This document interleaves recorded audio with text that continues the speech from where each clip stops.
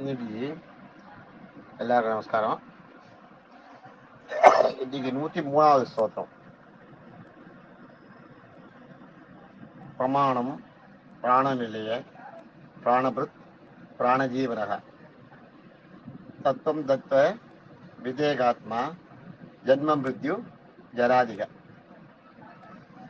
பிரமாணம் பிராணநிலைய பிராணபிருத் பிராணஜீவனக தத்துவம் தத்துவ விதேகாத்மா ஜன்ம மிருத்யு ஜராதிக.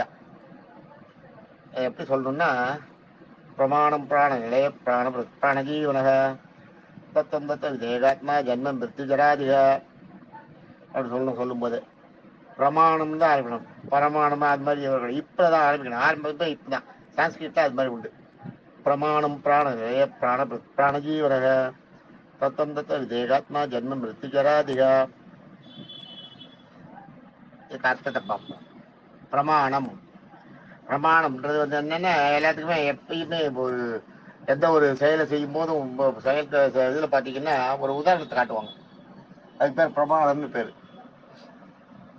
இதுக்கு முன்னாடி நகர்ந்த ஒரு நிகழ்வை காட்டுவாங்க. ஒரு மரபு, இதுதான் நம்ம மரபுன்றாங்களே, அந்த மரபு இதுக்கு முன்னாடி இது மாதிரி நடந்திருக்கு அப்படின்றத காட்டுவாங்க. அந்த பிரமாணம் அது தமிழ்ல மரபு.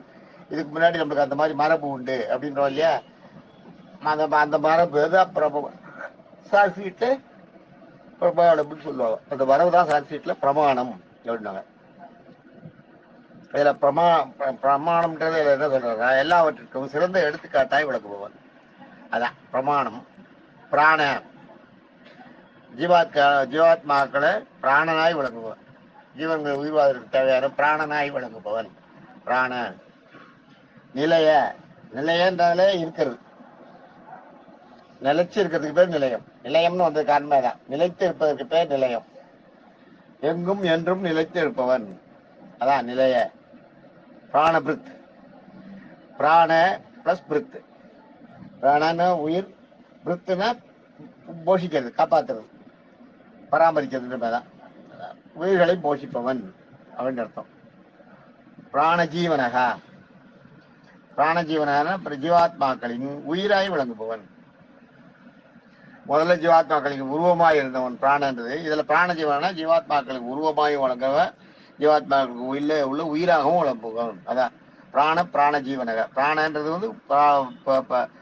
ஜீவாத்மாக்களோட உருவமாய், வெளி உருவம், தோட்டத்துக்கு ஜீவாத்மா ஒன்று நடமாடுறது பாக்குறது கேட்கறேன் இல்லையா, அந்த உருவமா விளங்குறது அவன் தான்.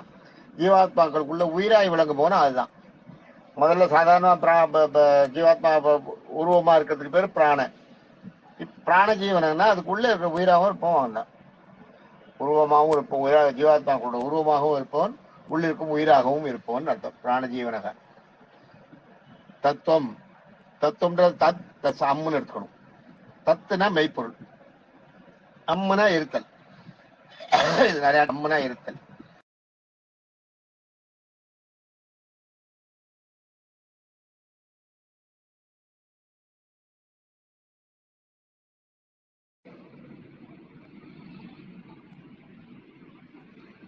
அதுல ஒரு கால் வந்தது, அதுல என்னமோ ஸ்கிப் ஆகி போச்சு. இது அந்த நான் முதல்ல சொல்றதோட தொடர்ச்சி தான். 103வது ஸ்தோத்திரத்தோட தொடர்ச்சி தான் இப்ப சொல்றது. தத்துவம் பார்த்தோம் இல்லையா. தத் பிளஸ் அம். தத்துனா மெய்ப்பொருள், அம்முனா இருத்தல், மெய்ப்பொருளா இருப்பவன். தத்துவ அடுத்தது. தத்துவன்னா வேணா உருவாக்குதல். மெய்ப்பொருளா இருப்பவனும் அவன் தான், மெய்ப்பொருளை உருவாக்குவதும் அவன் தான். தத்துவ தத்துனா மெய்ப்பொருள், மெய்ப்பொருளை உருவாக்குவதும் அவன் தான். தத்துவம் தத்துவ. தத்துவம்ன்றது ஒரு திருநாமம், தத்துவன்றது ஒரு திருநாமம். மெய்ப்பொருளா இருப்பவன், மெய்ப்பொருளை உருவாக்குபவன். விதேகாத்மா, வி ஏக் ஆத்மா அப்படி பிச்சுக்கணும். வீன்னா வெற்றி,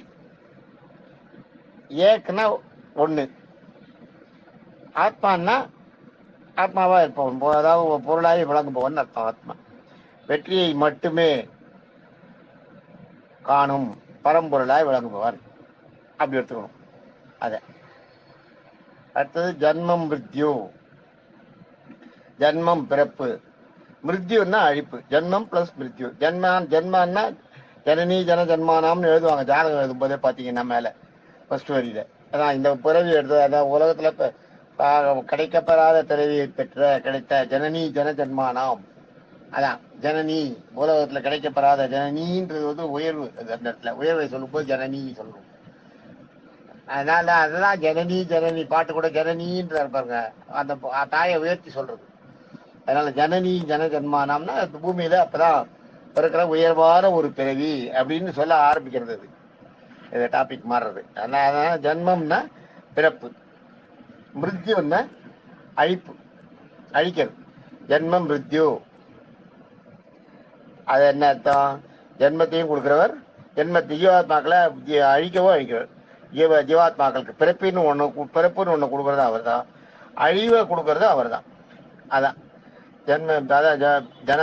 ஜென்மன்னா பிறப்புனால அவர் தான், அழிவு கொடுக்கறது. ஜீவாத்மாக்களுக்கு பிறப்பு இறப்பு இரண்டையும் அளித்து முக்தியையும் கொடுப்பவர்.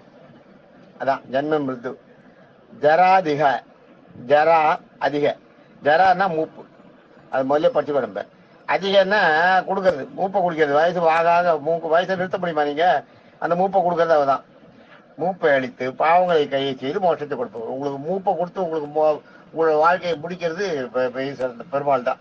அதைத்தான் இங்க ஜராதிக அப்படின்னு.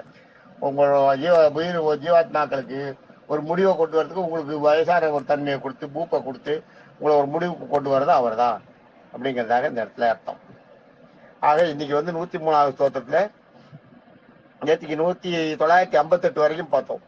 இன்னைக்கு 959 பிரமாணம், 960 பிராண, 961 நிலைய, 962 பிராணபிருத், 963 பிராணஜீவனக, 964 தத்துவம், 965 தத்துவ, 966 விஜயகாத்மா, 967 ஜென்மம் மிருத்யு, 968 ஜராதிக. ஆக 959 ஆரம்பிச்சு 968 வரைக்கும் 10 திருநாமங்கள் நினைக்கிறேன் இன்னைக்கு, இல்லையா? 1 2 3 4 5 6 7 8 9 10 திருநாமங்கள் இன்னைக்கு. இன்னைக்கு வந்து 10 திருநாமங்கள் நம்ம படிச்சிருக்கோம். ஆக இது வரைக்கும் 968 திருநாமங்கள் பார்த்தாச்சு. இன்னும் 22 திருநாமங்கள் நம்ம பார்க்கணும். இன்னும் இருக்கிற ஸ்தோத்திரம் வந்து 5 இருக்கு. இன்னும் 28 திருநாமங்கள் பார்க்கணும். இது வரைக்கும் நம்ம 968 திருநாமங்கள் பார்த்தாச்சு. இப்போ ஸ்தோத்திரம் வந்து 103 ஸ்தோத்திரம் வரைக்கும் பார்த்துருக்கோம். 103வது ஸ்தோத்திரத்துல 10 திருநாமங்கள். இது 103 ஸ்தோத்திரம் வரைக்கும் 968 திருநாமங்கள் பார்த்துருக்கோம்.